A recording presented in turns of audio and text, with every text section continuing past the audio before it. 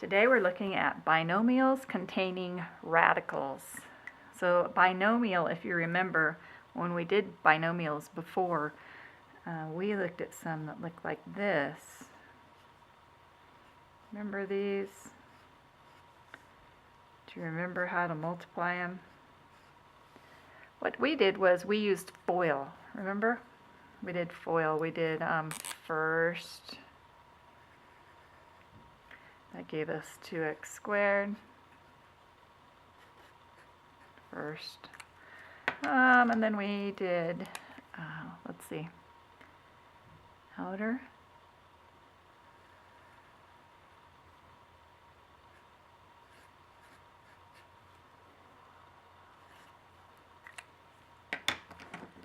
Let's see, a beautiful shade of blue.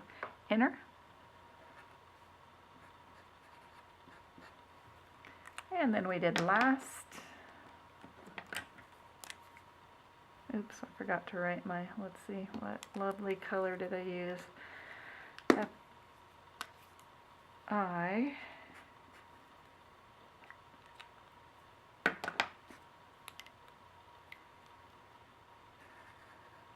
And last, give me a -12.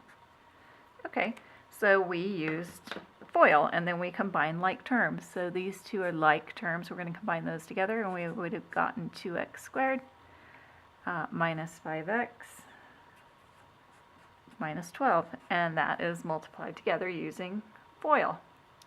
Well, when you're going to multiply a binomial with radicals, you would multiply the same way.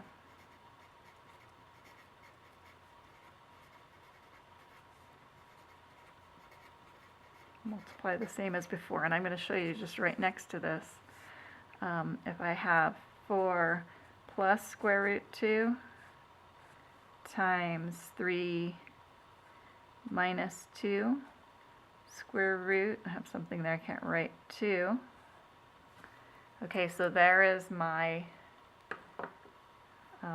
binomial containing a radical, and I'm going to go through FOIL again. I'm going to go first. Whoa, I missed it. There he is right there. That's going to give me 12.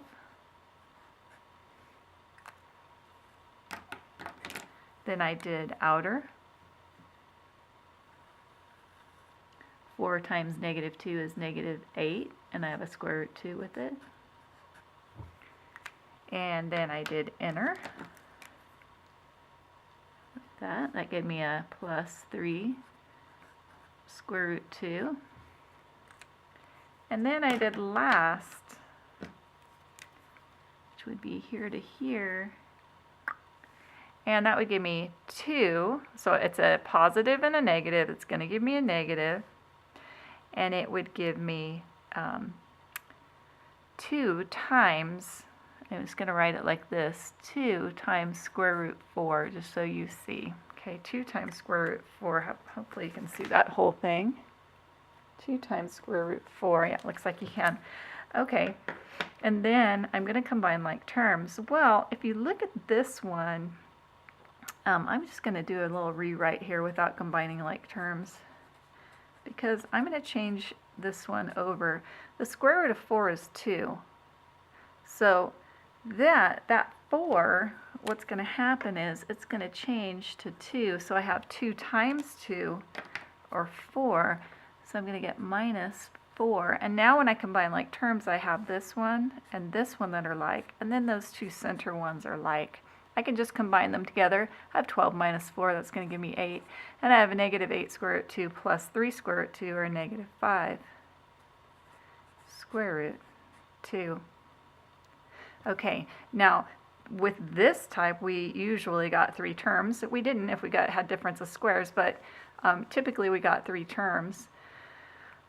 With this one, I end up with 2 terms, and I'm only going to end up with 1 term in some cases. Okay, so this one's 2 terms, or 1 term, depending on how they're written. I mean, goodness, you could actually end up with more than that, but for what we're doing, we're going to end up with either 2 or 1 in most cases.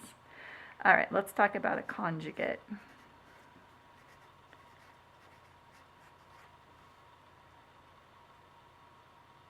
A conjugate, I'm going to have to show you what a conjugate is. It's hard to say it in words, but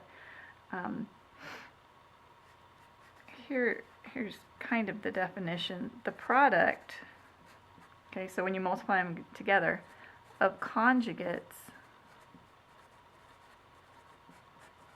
okay, so when you multiply these two special cases together, is always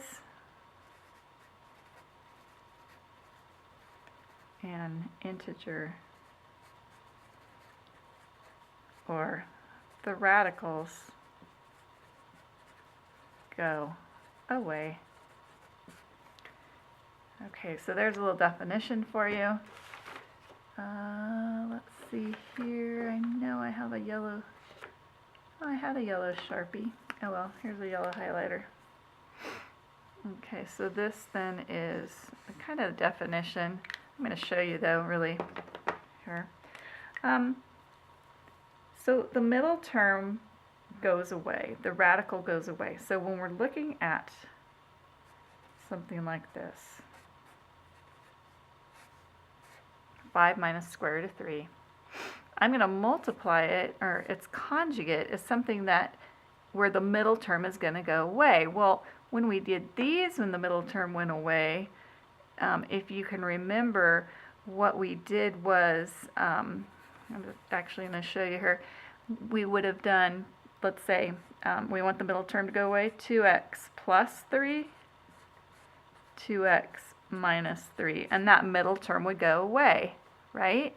We would have multiplied that together, we would have gotten 4x squared plus 6x minus 6x minus 9. These would have gone away, and I would have had 4x squared minus 9, difference of squares. Well, this works the same way. It's exactly the same, right? But one has a plus and one has a minus. So this one has a minus. I need that other one to have a plus. And that's how I write a conjugate. It's going to make that middle term go away. So when I do FOIL here, I'll show you. I'll do the same FOIL that I did before. I have first, that gives me 5 times 5, or 25. And then I will do outer.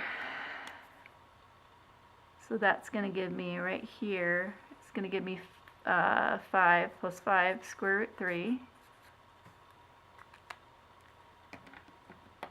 And then I'm going to do inner right here, and that gives me minus 5 square root 3.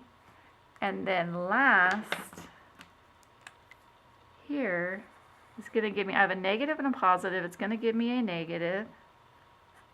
And I have square root 3 times square root 3, or square root 9. I'm just going to write it like that just for fun, so you can see that it does change over. If you look at these two, they cancel out, right? I have a positive, I have a negative, the same thing. Those are going to go out, and what I'm going to have is 25 minus square root 9. Well, what's the square root of 9? Yeah, it's 3. So I have 25 minus 3, or 22. A conjugate, the middle term with the radical goes away. Okay, and we end up with just an integer. It's always an integer. There's my integer. An integer is just that one number, positive, negative. Okay, it can include 0. All right. How about a u-do? And I'll have u go to plus 2 square root 5 to minus 2 square root 5. Go ahead and try that one. Stop the video, try it out, see how you do, and then turn it back on, and let's see if you have it right.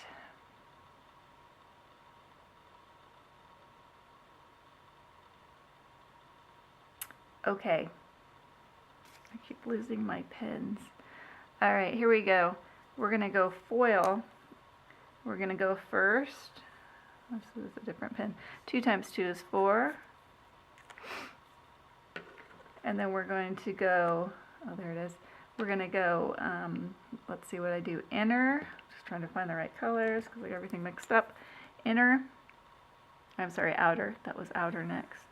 So we went those two, so it's minus, because I have positive and negative. 2 times 2 is 4, square root 5. And then I'm going to go inner, right here. 2 times 2 is, and it's positive, right? That's positive, so plus 4 square root 5. And then we're going to go last,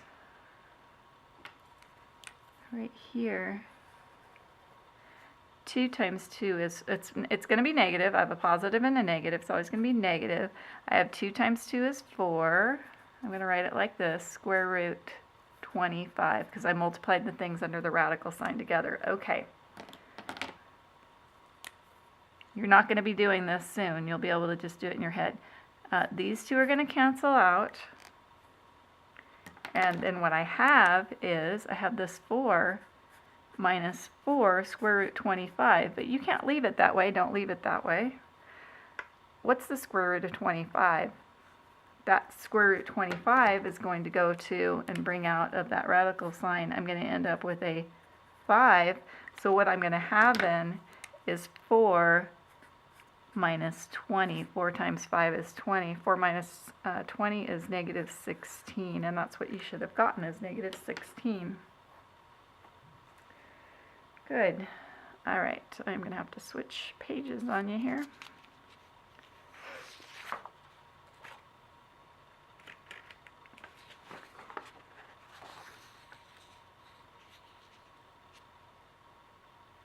Okay. So we're binomials containing radicals. We're continuing here.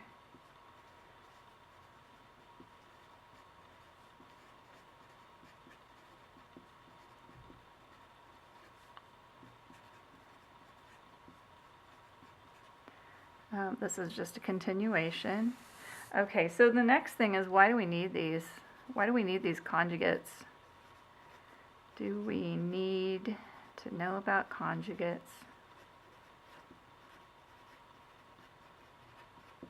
Right? Why do we need to know about conjugates? Well, the reason we need to know about conjugates is because they help us. They don't even help, they allow us to rationalize. Remember, we were doing this. Hopefully I spelled that right. The denominator when it is a binomial with a radical. That's why it allows us to rationalize the denominator when it is a binomial with a radical. So for instance, we have this 2 plus square root 3 all over 1 plus square root 3. Well, same rules apply as before. We can't have a radical in the denominator, so we have to rationalize it. I can't just multiply by square root 3, because that would give me, if I were, and I'd have to distribute through, and that would give me square root 3 plus 3, which isn't going to help me at all. So guess what I need to multiply by? What's your guess? Oh, I'm guessing it's going to be the conjugate. Yeah, it's going to be the conjugate of the denominator. Okay, so the conjugate then is 1 minus square root 3. Now, I'm really multiplying by 1. It's just a special one. It's the one that looks like the conjugate. Now, in the denominator, I'm going to get that integer that we had gotten before. In the numerator, I don't really care. Okay, I only really care about the denominator and rationalizing it. So now what I have, and that I have to take care of, is 2 plus square root 3 times 1 minus square root 3 all over 1 plus square root 3, 1 minus square root 3. and I'm going to go ahead and multiply those out. So I'm going to use FOIL, and this time I'm not going to draw the pretty pictures. 2 times 1 is, I guess I can just go down here, 2 times 1 is 2, right? So that's that one. 2 times negative square root 3 is negative 2 square root 3. Square root 3 times 1 is plus square root 3. And square root 3 times square root 3, it's negative, because I have negative and positive, is negative square root 9. And we'll take care of that in a minute. On the bottom, I have 1. I have negative square root 3, positive square root 3, minus square root 9. Now don't try to cancel those. It doesn't work that way. Alright, what you need to do here is you're going to go ahead and combine like terms. So these two are like, and believe it or not, these two are going to be like here in a minute. So on the top, what I'm going to have is that square root 9 is really going to give me a 3, because the square root of 9 is 3. So what I have on the top is 2 minus 3, or negative 1, and here I'm going to get minus square root 3 all over. And then if you look down at the bottom here, we have,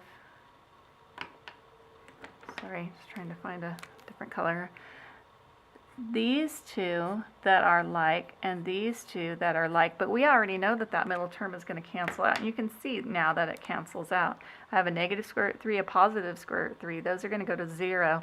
So really what I have there and here at the bottom is 1 minus square root of 9. But what's the square root of 9? Oh, that's right. It goes to 3. So really what I have on the bottom here is 1 minus 3, or a negative 2. I can factor out a negative 1 on both of those. I can go a negative 1 times 1 plus square root 3. Hopefully you follow that. All over, and I'm just going to write it like this just so you see. Negative 1 times 2, right? These two right here go to 1, and my answer is 1 plus square root 3 over 2.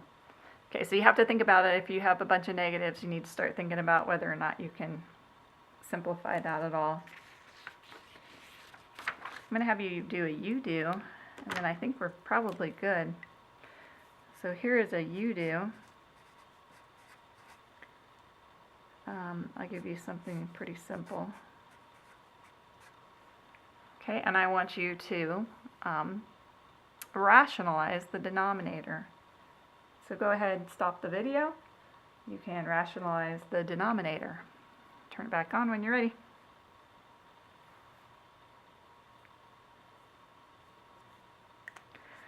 Okay, I'm going to multiply by the conjugate. The conjugate here is going to be square root 5 plus 1.